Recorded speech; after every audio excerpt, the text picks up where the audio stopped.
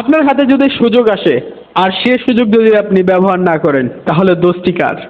চলুন একটা গল্প থেকে জেনে আসি। একটা শহরে বন্যা হলো, দেন ওই এলাকার সব মানুষ ওই এলাকা থেকে চলে যাচ্ছিল। একটা লোক বলল, না, আমি এখানেই থাকবো, আমার সৃষ্টিকর্তা আমাকে বাঁচাবে। পানি আরো বাড়লো। তখন একটা জিপ গাড়ি আসলো, চলুন আপনাকে উদ্ধার করি। তিনি বলল, না, আমি এখানেই থাকবো, আমার সৃষ্টিকর্তা আমাকে বাঁচাবে। পানি আরো বেড়ে গেল। সে ছাদে উঠে গেল। তখন একটা নৌকা আসলো, এসে বলল, চলুন আমাদের সাথে। সে বলল, না, আমার সৃষ্টিকর্তা আমাকে বাঁচাবে। পানি দেন আরো বেড়ে গেল।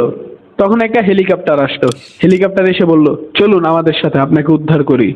তিনি বলল, না, আমার সৃষ্টিকর্তা আমাকে বাঁচাবে। একটা সময় পানি এতই বেড়ে গেল যে সে স্রোতে ডুবে মারা গেল। দেন তার সাথে সৃষ্টিকর্তা দেখা হলো। সৃষ্টিকর্তা, আমি তোমার এত উপাসনা করতাম, তবুও তুমি আমাকে পানিতে ডুবিয়ে মারলে। সৃষ্টিকর্তা জবাব দেয়, তোমাকে বাঁচানোর জন্য আমি রেস্কিউ টিম পাঠিয়েছি, নৌকা পাঠিয়েছি, জিপ গাড়ি পাঠিয়েছি, হেলিকপ্টার পাঠিয়েছি। এখন তুমি যদি সেগুলোর ব্যবহার না করো তাহলে কি দোষ কি আমার? তাহলে এই গল্প থেকে আমরা কি শিখতে পারি?